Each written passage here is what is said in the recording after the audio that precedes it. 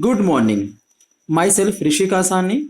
Today we will learn general relationship between area, velocity and pressure in nozzle flow. आप लोग को number of doubts होगा कि sir steam के case में डाइवर्जेंस सेक्शन में वेलोसिटी क्यों इंक्रीज कर रही है एंड फ्लूइड के केस में डाइवर्जेंस सेक्शन में वेलोसिटी आपकी रिड्यूस होती थी। नंबर ऑफ डाउट्स होंगे। देखिए मैं आपको बताता हूँ फर्स्ट सेकेंड एंड थर्ड। ये जो टॉपिक है relationship between area velocity and pressure, ये कहीं डेरिवेशन नहीं पूछेगा आपसे एग्जाम में, बट इसका जो कंक्लूजन आएगा नंबर ऑफ क्वेश्चंस कंपटीशन में इस पे आपसे पूछे जाएंगे। इसलिए मैं ये वीडियो बना रहा हूँ ताकि आपको कोई कंफ्यूजन ना रहे। नंबर ऑफ क्वेश्चन पूछा जाता है कि सोनिक स्पीड कहाँ पे होगा, सब सोनिक स्पीड कहाँ पे होगा, सुपरसोनिक कहाँ पे होगा। नोजल में, डिफ्यूजर में आप कंफ्यूज हो जाएंगे। इसलिए मैं ये वीडियो बना रहा हूँ ताकि आप लोग कंफ्यूज बिल्कुल मत होइए। क्लियर है? तो देखिए आज आपको क्लियर हो जाएगा सब कुछ कि कैसे सुपरसोनिक मिलता है, आपको सोनिक मिलता है और कहाँ पे आपको सबसोनिक मिलता है। तो देखिए यहाँ पे क्या दे रखा है, ये आपको ये जो फिगर बना रखा है कन्वर्जेंट डाइवर्जेंट नोजल बना रखा है। क्लियर है?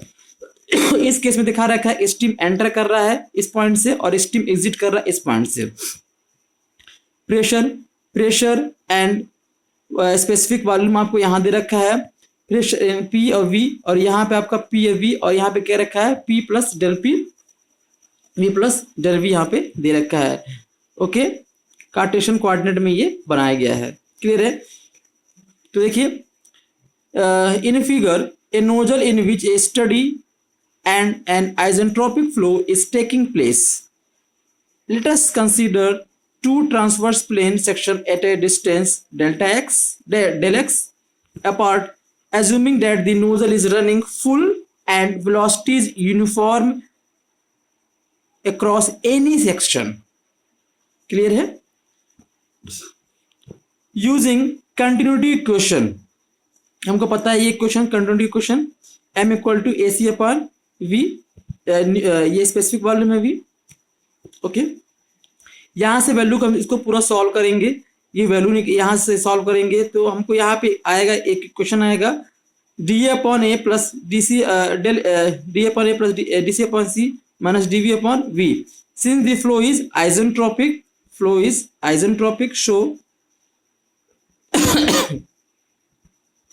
PV power gamma equal to constant. यहां से एक क्वेश्चन आएगा।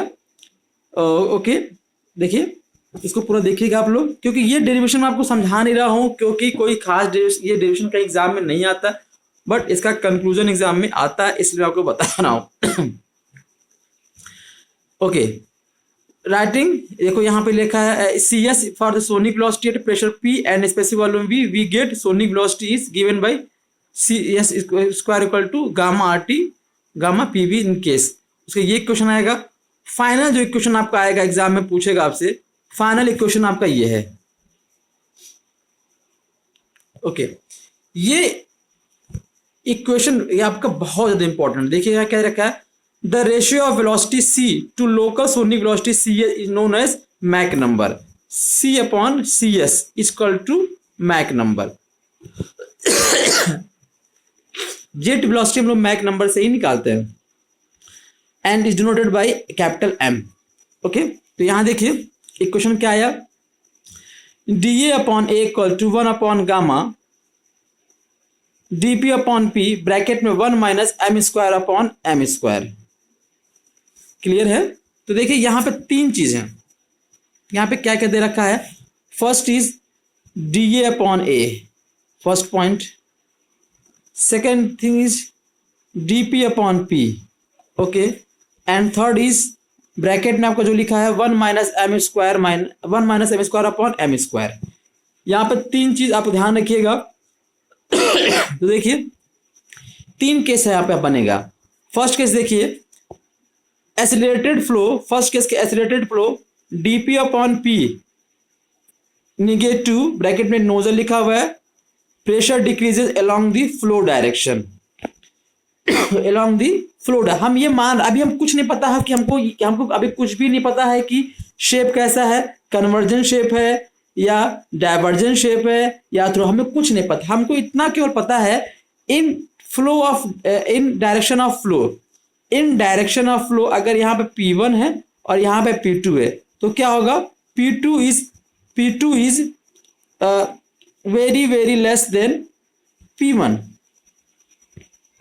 हमको इतना पता है P2 ही very very less than P1। Why हम ऐसा क्यों ज्यूम कर रहे हैं, क्योंकि हमको पता है कि फ्लो उधर होगा, फ्लो किस डायरेक्शन में होगा, जहां higher pressure to lower pressure, या हम ये कह सकते हैं higher energy to lower energy. In direction of flow pressure will reduce, so dp upon p, so dp upon p, this ratio will negative, this ratio will negative, ये चीज याद रखिएगा, this ratio will negative always। इस equation की बात कर रहा हूं मैं, this ratio will negative always। Clear है? ओके, अब देखिए एज्यूम करते हैं, ये हम एज्यूम कर रहे हैं, फर्स्ट पॉइंट हम लोग एज्यूम ये कर रहे हैं कि m equal to m less than 1, m less than 1, first point. हमको पता है कि m लेस देन 1 क्या होगा, सब सोनिक फ्लो होगा, m इक्वल टू 1 क्या होगा, सोनिक फ्लो होगा, m ग्रेटर देन 1 क्या होगा, सुपरसोनिक फ्लो होगा, m लेस देन 1। तो देखिए यहां पे dp अपॉन ये 1 अपॉन गामा तो कांस्टेंट है, क्लियर है, dp upon p, dp upon p क्या है, negative 1 minus m square upon m square में m की वैल्यू क्या है, लेस देन 1 है। जब m की वैल्यू लेस देन 1 होगा तो ये क्या हो जाएगा, ये पूरा सेक्शन, ये ब्रैकेट देखिए प्लस हो जाएगा, इसकी पूरी वैल्यू क्या आएगी, पॉजिटिव आएगी, और ये क्या है, dA upon a equal to, dA upon a equal to bracket में माइनस इंटू ब्रैकेट में माइनस डॉट ब्रैकेट में प्लस, तो आंसर क्या आएगा आपका, देखिए dA upon a equal to minus dot plus equal to क्या आ जाएगा, माइनस आ जाएगा, इट्स मीन्स नेगेटिव। इसका मतलब क्या होगा, dA अपॉन a क्या होगा आपका, एरिया इनिशियल पॉइंट से, फर्स्ट एंट्री पॉइंट से डायरेक्शन ऑफ फ्लो की तरफ क्या होगा, एरिया कंटिन्यूअस घटेगा, कंटिन्यूअस रिड्यूस होगा। इसके अकॉर्डिंग जो हमारा फिगर बनेगा वो क्या होगा, वो देखिए आप लोग, दिस फिगर। इस फिगर में क्या है, इस फिगर में इस एग्जांपल, इस फार्मूले को देखिएगा, यहां पे क्या है,